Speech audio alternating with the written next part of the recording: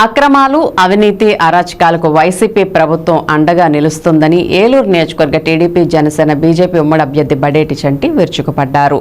ప్రజా సంక్షేమం రాష్ట్రం అభివృద్ధి చంద్రబాబు నాయుడుతోనే సాధ్యమని భావించిన 2వ డివిజన్లో వైసీపీ నాయకులు నాగులపల్లి గంగాధర్, బురడి చిన్నారావు, పల్లట్ల శ్రీనివాసరావు, కడియాల శ్రీనివాసరావు తదితరుల ఆధ్వర్యంలో వివిధ పార్టీలకు చెందిన వందలాది మంది కార్యకర్తలు బడేటి చంటి సమక్షంలో టీడీపీ తీర్థం తీసుకున్నారు. టీడీపీలో చేరిన వారందరికీ బడేటి చంటి పార్టీ కండువాలు కప్పి ఆహ్వానించారు.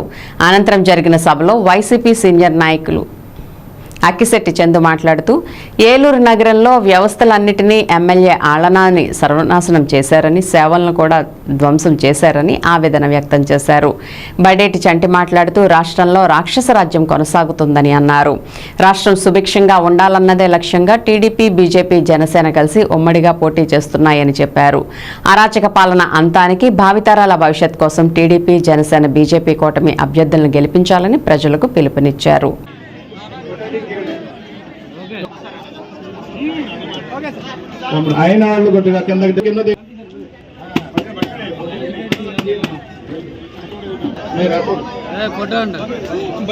ఉన్నటువంటి సత్సంబంధాల గురించి నుంచి అన్ని కూడా మరి ఆ రోజు నేను ఇక్కడ ఈ డివిజన్ ఇచ్చాడు ఆయనకి ఆ రోజు పార్టీకి అంకిత భావాన్ని సుసంపన్నంగా తీర్చిదిద్దాలన్న ఈ రాష్ట్రానికి పునర్నిర్మాణం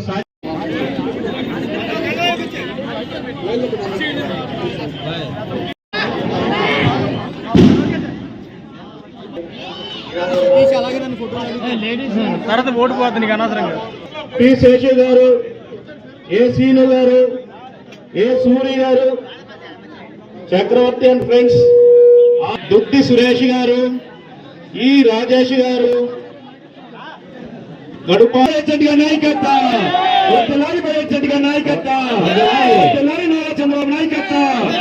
చూశారు. 2019 నుంచి 24 ఏ విధంగా పరిపాలన జరిగిందో కూడా మీరు బేరీ చేసుకోవడం జరిగింది. 6ంటికి వెళ్తే అందుబాటులో ఉండేవారు, ఎప్పుడు కూడా నోట్లో 4గా ఉండేవారు. 2019 నుంచి 24 వరకు 4 సంవత్సరాలు కోవిడ్ ఏమో వాళ్ళకి కలపరోషం అయితే మన పాలిట శాపం అయింది. అవన్నీ కూడా మీరందరూ కూడా చూడటం జరిగింది. సరే, కొత్త ప్రభుత్వం వచ్చింది, మనందరికీ మేలు జరుగుద్దిలే అని చెప్పి మీరు ఆశతో చూశారు. వచ్చిన తర్వాత ఆశ అడియాశ అయిందనేది మీ అందరికి కూడా తెలిసింది. అలాగే మున్సిపల్ కార్పొరేషన్లో నాకు ఇన్ఛార్జ్ ఇచ్చిన తర్వాత మున్సిపల్ కార్పొరేషన్ ఎలక్షన్ వస్తే అందులో అభ్యర్థులందరినీ కూడా ఏదో విధంగా బెదిరించి భయపెట్టి దాంట్లో నుంచి తొలగించుకుని మనం అందరం కూడా ఎనామరస్ గా గెలవాలనే ఉద్దేశంతో ఎన్ని ప్రయోగాలు చేయాల్సి వస్తే అన్ని చేశారు.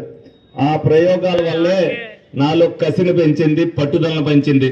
రేపు భవిష్యత్తులో ఎందుకంటే ఇక్కడ నుంచి ఇంకా ఈ డివిజన్ నుంచి ఇంకా వలసలు ఉన్నాయి, అందరూ ఒక తాటి మీదకి వస్తారు. ఒక తాటి మీద నిలబెట్టే బాధ్యతను కూడా నేను తీసుకుంటా. మీ అందరినీ కూడా ఒక కుటుంబంగానే నేను భావించాను తప్పితే వేరేదేం లేదు. ఎవరైతే ఆ పార్టీలోకి వెళ్ళినప్పటికీ కూడా మన మీద ఏ విధమైన ప్రయోగాలు చేయలేదు ఈ డివిజన్ లో అయితే. ఎందుకంటే వాళ్ళకి కూడా తెలుసు రేపు రాబోయేది ఎప్పటికైనా సరే తెలుగుదేశం పార్టీ అన్న ఉద్దేశంతో ఈ రోజు ఆ రోజు చెప్పా బడేటి చంటి గారికి నేను నాకు ఎన్ని ఇబ్బందులు ఉన్నా నేను ఏమైనా సరే మీకు నేను అండగా నిలబడుతున్నా ఎలక్షన్కి వచ్చేటప్పటికి అనే మాట మీద నాన్నగారి దగ్గరికి వెళ్ళి నాన్నగారికి చెప్పి నా వల్ల ఏమైనా తప్పుంటే క్షమించండి, ఇంకా నేను నా గుడి నేను చేరుకుంటాను అని చెప్పి వచ్చాను. వచ్చి చంటి గారికి అయితే మీద మేము ప్రయాణం సిద్ధంగా ఉన్నా. నా వెనక చాలా మంది ఉన్నారు, మీ వెనక మేము ప్రయాణం చేస్తామని వచ్చాం. మీరందరూ దయచేసి నన్ను అభావం చేసుకోవద్దు. ఎవరి దగ్గర నేను రూపాయి తీసుకోలేదు, రూపాయి ఎరగలేదు. నా కష్టం నేను బతికి నా కష్టాన్ని 10 మందికి ఇచ్చాను తప్ప ఎవరి దగ్గర తీసుకోవాలా. చాలా మంది అభావం ఉంది.